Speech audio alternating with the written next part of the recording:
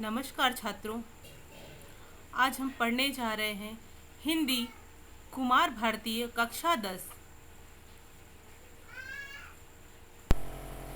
उड़ चल हारिल। इसके कवि हैं सच्चिदानंद हीरानंद वत्स्यायन अज्ञेय जी।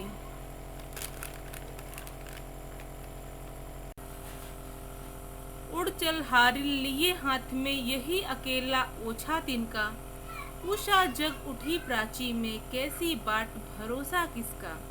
शक्ति रहे तेरे हाथों में छूट न जाए यह चाह सृजन की, शक्ति रहे तेरे हाथों में रुक न जाए यह गति जीवन की। छात्रों, इसमें कवि कह रहे हैं हारिल पक्षी के माध्यम से देश के युवकों को संदेश देते हैं कि जीवन में एक निश्चित लक्ष्य लेकर के आगे बढ़ना चाहिए, क्योंकि सवेरा होने पर ना तो हमें किसी की राह देखनी चाहिए और ना ही किसी का आसरा उम्मीद करना चाहिए। उड़ान भरते समय सिर्फ हमारे मन में अर्थात युवकों के मन में सिर्फ और सिर्फ निर्माण अर्थात सृजन का भाव होना चाहिए। सृजन के भाव में कभी कमी नहीं होना चाहिए और ना ही जीवन की गति में कोई अवरोध आना चाहिए अर्थात कोई रुकावट भी नहीं आना चाहिए। तभी हम अपने लक्ष्य को पूर्णतः प्राप्त कर सकेंगे। ऊपर ऊपर ऊपर ऊपर बढ़ा चीर चल दिगमंडल, अनथक पंखों की चोटों से नभ में एक मचा दे हलचल। तिनका तेरे हाथ में है अमर एक रचना का साधन, तिनका तेरे पंजे में है विधना के प्राणों का स्पंदन। कवि कह रहे हैं पक्षी के माध्यम से, हरिल पक्षी के माध्यम से कि देश के नवयुवकों से कहते हैं कि देश के भौगोलिक सीमा का अतिक्रमण कर चारों दिशाओं में फैलो और अपने आपकी उपस्थिति को दर्ज कराओ। इनका मत है कि तिनका भले ही ओछा अर्थात कितना भी छोटा क्यों ना हो, वह एक निर्माण का प्रतीक होता है, एक सृजन का प्रतीक होता है। इन तिनकों में ही होनहारों के प्राण स्पंदित होते हैं अर्थात जो युवक हैं उनकी जो योग्यताएं हैं वो धड़कती हैं, स्पंदित होती हैं। कांप न यद्यपि दशो दिशा में तुझे शून्य नभ घेर रहा है, रुकना यद्यपि उपहास जगत का तुझको पथ से हेर रहा है। तू मिट्टी था किंतु आज मिट्टी को तूने बांध लिया है, तू था सृष्टि किंतु सृष्टा का गुर तूने पहचान लिया है।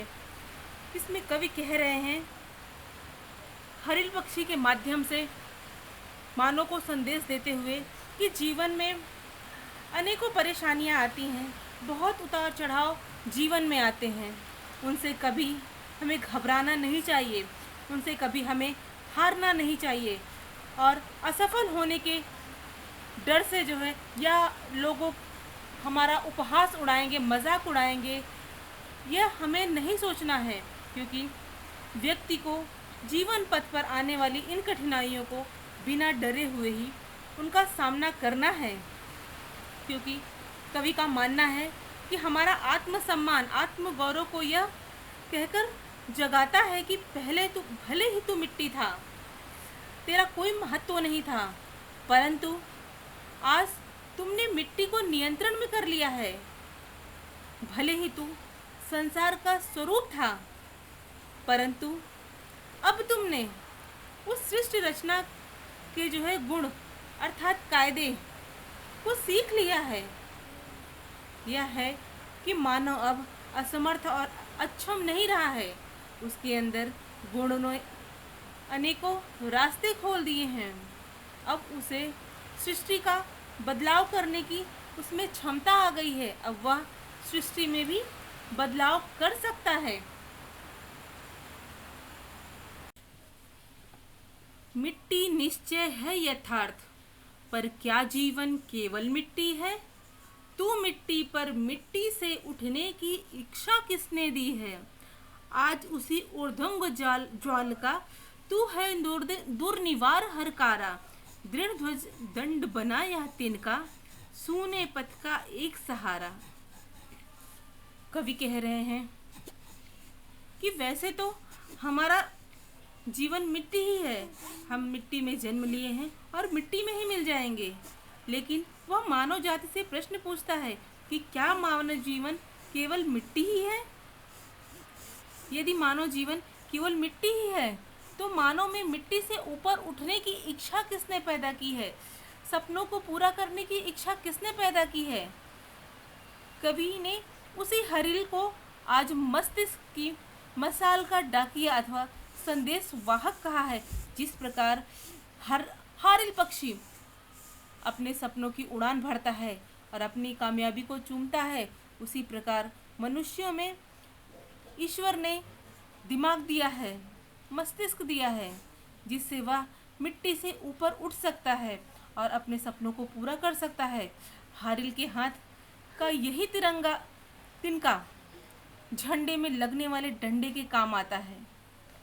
हारिल जिस झंडे को लेके उड़ता है वही झंडा कभी कभी तिरंगा के डंडे का काम आता है। हारिल के सूने पथ का सहारा भी वही बनेगा, अर्थात मनुष्य अकेले ही राह पर चलता है और खुद का साथी वह स्वयं होता है।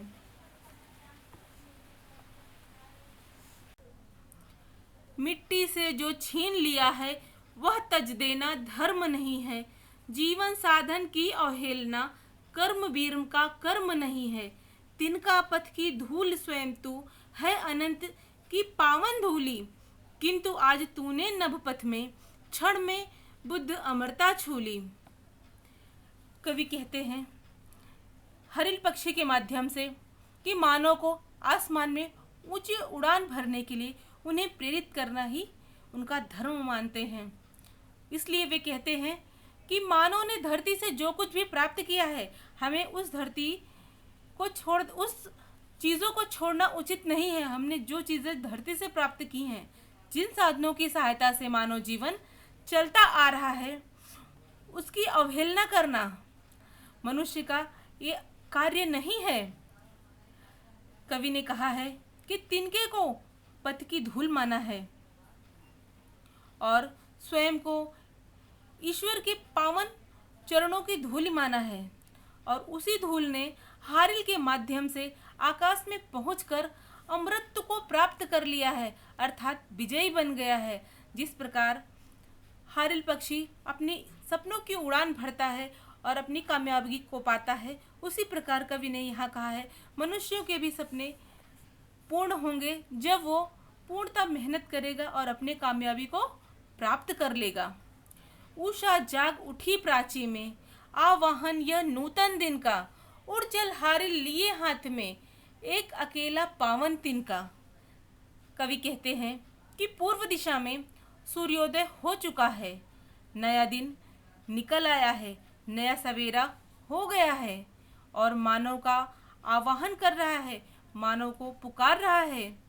भले ही संसाधनों की कमी भले ही हमारे पास क्यों ना हो, लेकिन प्रगति की दौड़ में हमें पीछे नहीं रहना है। हमें कामयाबी पानी है, हमें अपनी प्रगति करनी है और हमें उसको अपना बनाना है, प्रगति को, अपने सपनों को पूरा करना है।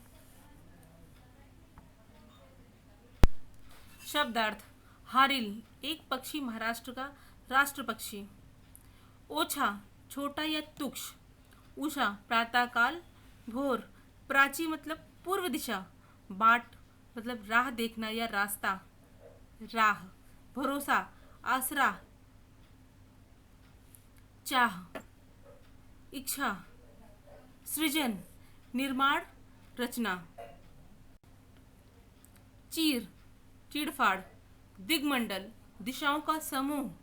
अनथक बिना थके, चोट, प्रहार। नभ आकाश, विधना ब्रह्मा या विधाता। स्पंदन धड़कन या विस्फुट।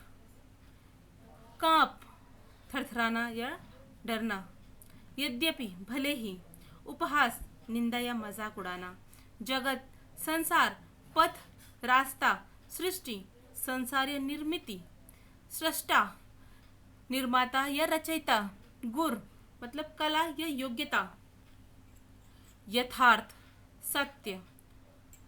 ऊर्ध्वंग, शरीर के ऊपर का भाग। ज्वाल, मशाल। दुर्निवार, जिसका कोई निवारण ना हो या जिसका निवारण कठिन हो। हरकारा, संदेशवाहक, डाकिया। दृढ़, मजबूत। ध्वजदंड, झंडा फहराने का डंडा। सूने, सुनसान। तजना, त्यागना। जीवन साधन, जीवन जीने का साधन। अवहेलना, उपेक्षा। कर्मवीर, कर्मठ, कर्म, कार्य। धूल, मिट्टी का कण। अनंत, ईश्वर, पावन, पवित्र। बद्ध, मतलब बधी हुई। अमरता, अर्थात अमृतत्व।